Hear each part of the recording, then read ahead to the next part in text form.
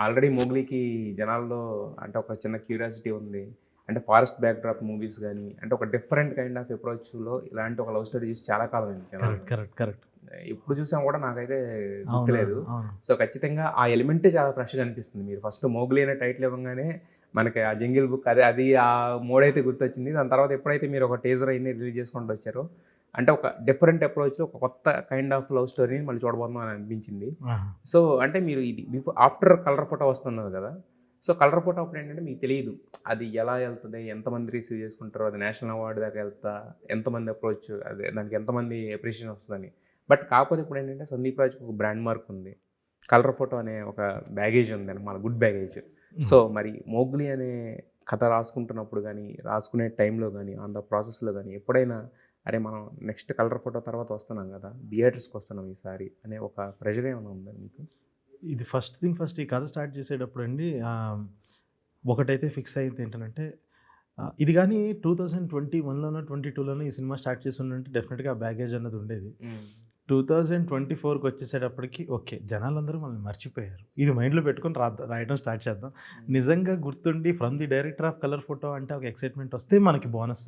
హ్మ్. Okay. Let's start from the beginning. హ్మ్. So, this will be ఒక మన ఫస్ట్ థియేట్రికల్ రిలీజ్. హ్మ్. సో, అది కూడా థియేటర్ కోసం చేసిందే కానీ అన్‌ఫార్చునేట్‌లీ అదే. అవ్వలేదు. హ్మ్. బట్ ఇది ఏంటనంటే ఇది థియేట్రికల్‌గా చేస్తున్నాము. ఇది కూడా ఒక డెబ్యూ చేస్తున్న ఫీల్‌తోనే చేద్దాము అని చెప్పి హ్మ్. జెన్యూన్‌గా అలా ఒళ్ళు దగ్గర పెట్టుకొని ఈసారి లార్జర్ సెక్షన్ ఆఫ్ ఆడియన్స్‌కి సర్వ్ చేయాలి. హ్మ్. ఓకే. మనం ఇంతమందికి రీచ్ అవుతాము అని ఒకటి అర్థమైపోయింది. హ్మ్. ఈసారి ఇంతమందికి మళ్ళీ రీచ్ అవ్వాలి. ఈసారి వాళ్ళు ఇంకా ఎక్కువ ఇంప్రెస్ చేయాలి. హ్మ్. 5 ఏళ్లలో మనం ఒక రైటర్‌గా, డైరెక్టర్‌గా ఏం బెటర్ అయ్యాము హ్మ్. అన్నది అది చూపించాలి అన్నదైతే మైండ్‌లో పెట్టుకొని స్టార్ట్ చేసిందైతే ఉందండి. యెస్. అయితే కలర్ ఫోటో కూడా మీది లవ్ స్టోరీనే. హ్మ్. ఇప్పుడు 'మౌగ్లీ' కూడా లవ్ స్టోరీనే. నేను చెప్పినట్టు అంటే ఇది ఒక ఫారెస్ట్ బ్యాక్‌డ్రాప్‌లో ఒక కొత్తగా కనిపించిన లవ్ స్టోరీ. హుహు. కలర్ ఫోటో కూడా జనాలకి ఎక్కేయడానికి అప్పటి వరకు మర్చిపోయిన ఒక రూరల్ బ్యాక్‌డ్రాప్‌ని మళ్ళీ ఒక కొత్తగా తీసుకెళ్ళి ఒక కరెక్ట్. నాస్టాల్జిక్ ఫీలింగ్‌లో ఇచ్చారు. నాస్టాల్జియా. ఆ! సో, మరి దానికి దీనికి అంటే కంపారిజన్స్ ఏముంటాయి? డిఫరెన్స్ లేకపోతే కంప్లీట్ డిఫరెన్సియేషనేనా అసలు?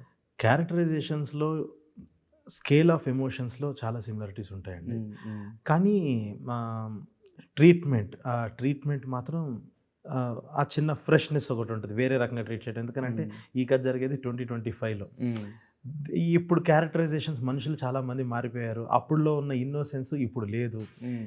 ఇప్పుడు ఇంకా చాలా ఎలిమెంట్స్ ఉన్నాయి. మనం యూజ్ చేసుకోవడానికి కథా వస్తువులుగా యూజ్ చేసుకోవడానికి చాలా ఉన్నాయి. హ్మ్. అవి మారినాయి తప్ప హ్మ్. నేను నమ్ముకున్న ఒక ఎమోషన్స్ గానీ, క్యారెక్టర్స్ గానీ ఆ డీల్ చేసిన విధానం, క్యారెక్టర్స్‌ని డీల్ చేసిన విధానం గానీ అది సేమ్ ఉంటుందండి. హ్మ్. అంటే ఇప్పుడు మీరు మనుషులు మారిపోయారు. ఇన్నోసెన్స్ అంతా అంటే బట్ అంటే ఆఫ్టర్ కోవిడ్ వచ్చిన తర్వాత సెన్సిబిలిటీస్ అవన్నీ కూడా వేరే యాంగిల్‌లో అది ఇంకా ఒక రకంగా దేవుడి మీద భక్తి లేనోళ్ళకి కూడా సడెన్‌గా భక్తొచ్చేయడం. అవునవును. దాన ధర్మాలు చేస్తే ఏమన్నా మనకి పుణ్యం కలిసొస్తది. ఇలాంటివి పెరిగినాయి కదా! ఒక రకంగా చూస్తే. అవునవునవునవును. అవును. చాలా చాలా చాలా పెరిగింది. అంటే యెస్. మనుషుల్ని నమ్మడం మానేసారండి. ఇంక హ్మ్. ఓన్లీ దేవుడిని నమ్ముతున్నారు అందరూ. మనిషి మనిషిని నమ్ముకోవడం మానేసారు. మానేసారు. ఆ! ఆ! ఈ దేవుడిని ఎక్కువ నమ్ముతున్నారు.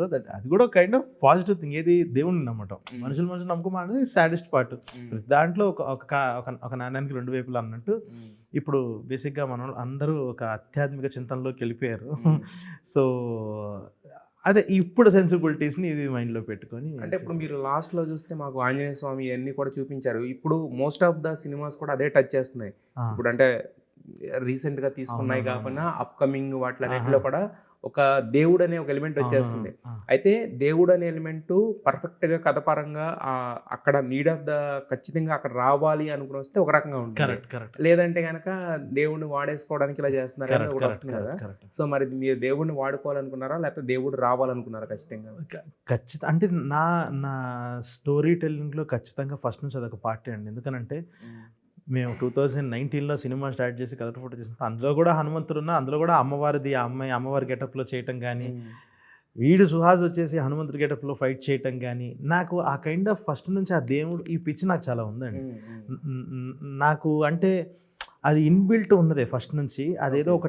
ఒక నాకు ట్రెండ్ అయిన తర్వాత ప్రాబ్లమ్ అయింది. అబ్బా! ఇప్పుడు మనం ఏం చెప్పినా అందరూ దాన్ని వాడేస్తారు. అందరూ అంటే మనం కూడా అందరిలాగా అయిపోయాము అన్న ఫీలింగ్ వస్తదేమో అని చిన్న బాధ తప్ప, హ్మ్. ఇలాగా ఎందుకనంటే చాలామంది నిజంగానే ఇప్పుడు ఇదే ట్రెండ్ నడుస్తుంది అని ఒక కన్విక్షన్ ఉండాలి. ఉమ్, మనం పూజ గదిలో కూర్చున్నప్పుడు మనలో ఎంత కన్విక్షన్ ఉండాలో, ఒక దేవుడిని పెట్టుకొని సినిమా చేస్తున్నప్పుడు కూడా అంతే కన్విక్షన్ ఉండాలి. ఉమ్, చాలామంది అది అబ్యూస్ చేస్తున్న ఫీలింగ్ అయితే వచ్చింది. బట్ దాని గురించి నేను మాట్లాడడం కరెక్ట్ కాదు. ఉమ్, సో ఇదైతే ప్యూర్ అవుట్ ఆఫ్ జెన్యూనిటీ అండి. ఒక దేవుడు అంటే నా దృష్టిలో ఒక ఫిలాసఫీ ఏంటి అన్నది చెప్పటం, that will be ending point. లాస్ట్లో వచ్చే నెరేటివ్ ఈజ్ సినిమా.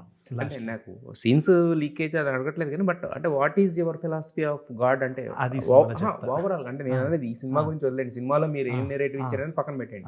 అంటే మీకు సంబంధించిన అంతవరకు, ఎందుకంటే మీరు చెప్పారు నాకు ఫస్ట్ నుంచి ఆ పిచ్ ఉందన్నారు, కలర్ ఫోటోలో టచ్ చేశాను అన్నారు, ఇది ఒక ట్రెండ్ అయింది కానీ బట్ నా ట్రెండే దేవుడు అని అంటున్నారు కదా. ఏంటి మీకు మీ పరంగా దేవుడిని ఎలా చూస్తారు అంటే? అంటే ఖచ్చితంగా మన నెత్తి మీద ఒకళ్ళు ఉండాలండి. మనల్ని మనం వదిలేస్తే మనకి డైనోసార్లకు తేడా ఉండదు. అప్పుడు ఏదో ఒకటి వచ్చి పైనుంచి పడుద్ది. మనకి నెత్తి మీద ఒకటి ఉండాలి.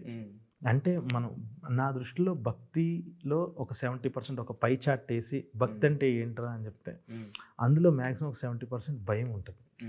ముందు భయం ఉండాలి మనకి. దేవుడు అంటే భయం ఉండాలి. అన్నీ ఒకళ్ళు చూస్తున్నారు, మనం చేసే పనులన్నీ ఒక నమ్మకం అది ఉండాలి. అది ఉంటేనే మనం చాలామంది కంట్రోల్లో ఉంటాం.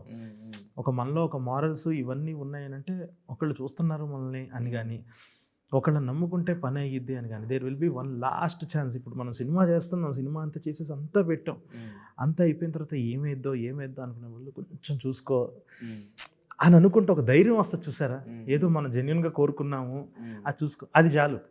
సో నాకు ఏంటి అని అంటే ఒక సుపీరియర్ పవర్. నిజంగా మనం మంచి చేస్తే డెఫినెట్గా అది తిరిగి వస్తుంది. మనం కష్టపడిన దానికి తిరిగి వస్తుంది. ఏమీ లేదు, గివ్ అండ్ టేక్.